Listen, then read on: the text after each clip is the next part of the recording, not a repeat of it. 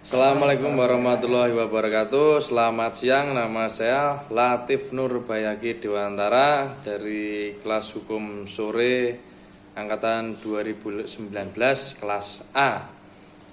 Pada kesempatan kali ini saya akan mempresentasikan tugas dari Bapak Roni Sulistianto Luai SHMH, tugas dari mata kuliah Politik dan Hukum.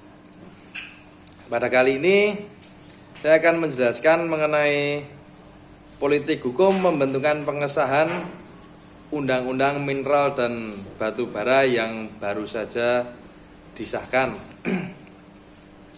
Jadi di sini saya mau menjelaskan bahwa pengelolaan pertambangan mineral dan batu bara atau minerba di Indonesia telah memasuki suatu babak baru, di mana DPR telah mengesahkan perubahan Undang-Undang Nomor 4 Tahun 2009 tentang pertambangan mineral dan batu bara atau minerba alias UU Minerba dalam rapat paripurna yang digelar pada tanggal 12 Mei 2020. Ada sejumlah poin penting yang diatur dalam revisi UU Minerba tersebut, yaitu mulai dari kewenangan perizinan, perpanjangan izin, pengaturan terhadap izin pertambangan rakyat atau IPR, dan aspek lingkungan, hilirisasi, divestasi, hingga pengaturan yang diklaim untuk memperkuat badan usaha milik negara atau BUMN.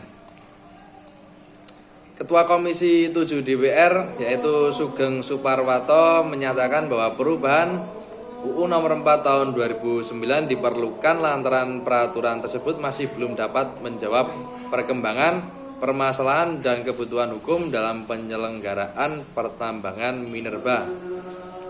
Sehingga di sini masih perlu disinkronkan dengan ketentuan peraturan perundang-undangan terkait agar dapat menjadi dasar hukum yang efektif, efisien dan komprehensif dalam penyelenggaraan pertambangan. Di sini Sugeng mengungkapkan proses pembahasan daftar inventarisasi masalah revisi UU Minerba dilaksanakan secara intensif dari tanggal 17 Februari 2020 hingga tanggal 6 Mei 2020. Dalam proses tersebut katanya revisi Minerba telah disinkronisasi dengan RUU Cipta Kerja yang sedang hitsnya sekarang. Adapun sejumlah poin penting yang tertuang dalam revisi UU Minerba tersebut, yang di sini antara lain yang bisa saya sebutkan, yang pertama adalah kewenangan pengelolaan dan perizinan. Terkait penguasaan minerba, pemerintah dan DPR menyepakati bahwa penguasaan minerba diselenggarakan oleh pemerintah pusat melalui fungsi kebijakan, pengaturan, pengurusan, pengelolaan, dan juga pengawasan. Selain itu, pemerintah pusat mempunyai kewenangan untuk menetapkan jumlah produksi, penjualan, dan harga mineral logam, mineral bukan logam jenis tertentu, dan juga batu bara. Menurut pemerintah yang diwakilkan oleh Menteri ESDM, yaitu Arifin Tasrif, meski kewenangan pengelolaan pertambangan diselenggarakan oleh pemerintah pusat, namun ada pengaturan bahwa terdapat jenis perizinan yang akan didelegasikan kepada pemerintah daerah, diantaranya perizinan batuan skala kecil dan izin pertambangan rakyat atau IPR. Arifin juga membeberkan sejumlah pertimbangan atas penarikan kewenangan pengelolaan pertambangan ke pusat, antara lain sebagai pengendalian produksi dan penjualan terutama logam dan batu bara sebagai komoditas strategis untuk ketahanan energi serta suplai hilirisasi logam. Ia pun menjamin tidak akan mempengaruhi pendapatan daerah yang berasal dari dana bagi hasil pertambangan. Untuk poin kedua yaitu perpanjangan izin operasi. Revisi UU Minerba ini menjamin adanya kelanjutan operasi kontrak karya atau perjanjian karya pengusahaan pertambangan batu bara PKP 2B menjadi IUPK sebagai kelanjutan operasi dengan mempertimbangkan upaya peningkatan penerimaan negara.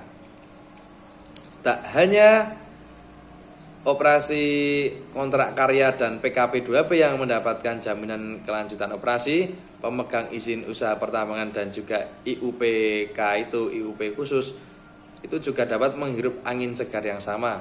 Dalam UU Minerba yang lama, perpanjangan izin tercantum dengan klausula dapat diperpanjang yang diganti dengan dijamin pada revisi UU ini. Hal tersebut antara lain dapat dilihat pada pasal 47, pasal 83 dan pasal 169 di mana di situ ada 169A dan 169B. Untuk selanjutnya poin yang ketiga yaitu adalah peningkatan nilai tambah. Revisi UU Minerba ini masih mengatur terkait dengan hilirisasi melalui kegiatan pengolahan dan pemurnian di dalam negeri, khususnya untuk pemegang izin di subsektoral mineral, juga dengan kewajiban untuk membangun fasilitas pemurnian paling lambat tahun 2023.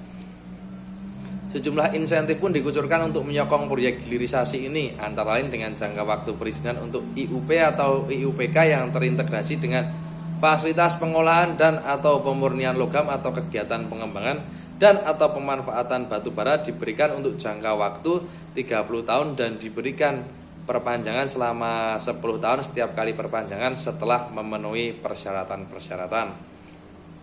Dalam revisi ini ada juga relaksasi ekspor produk mineral logam tertentu yang belum dimurnikan dalam jumlah tertentu dengan jangka waktu paling lama 3 tahun sejak revisi UU ini mulai berlaku. Relaksasi itu diberikan bagi perusahaan mineral yang telah memiliki sedang dalam proses pembangunan smelter maupun yang telah melakukan kerjasama dalam pengolahan dan atau pemurnian. Pengaturan dan insentif terkait hilirisasi ini antara lain dapat dilihat dalam pasal 102, pasal 103, pasal 47, pasal 83 dan pasal 170A. Untuk poin keempat di sini yaitu adalah divestasi. Dalam revisi UU Minerba, pemerintah dan Komisi 7 DPR RI telah menyepakati pengaturan terkait kebijakan divestasi saham dalam pasal 112, sehingga pemegang IUP atau IUPK pada tahap kegiatan operasi produksi yang sahamnya dimiliki oleh asing wajib melakukan divestasi saham sebesar 51% secara berjenjang kepada pemerintah pusat, pemerintah daerah, BUMN, BUMD dan atau badan usaha swasta nasional. Pengaturan terkait tata cara pelaksanaan dan jangka waktunya akan diatur lebih lanjut dalam peraturan pelaksanaan RUU Minerba ini. Untuk selanjutnya poin yang kelima di sini yaitu adalah pertambangan rakyat, reklamasi dan pasca tambang. Di dalam revisi UU Minerba ini wilayah pertambangan rakyat atau WPR diberikan luasan maksimal 100 hektar dan mempunyai cadangan mineral logam dengan kedalaman maksimal 100 meter. Di UU Minerba sebelumnya, WPR tadi diberikan luasan maksimal 25 hektar dan kedalaman maksimal 25 meter. Sementara untuk kegiatan reklamasi pasca tambang, pemegang IUP dan IUPK operasi produksi sebelum menciutkan atau mengembalikan WIUP atau WIUPK wajib melaksanakan reklamasi dan pasca tambang hingga mencapai tingkat keberhasilan 100%.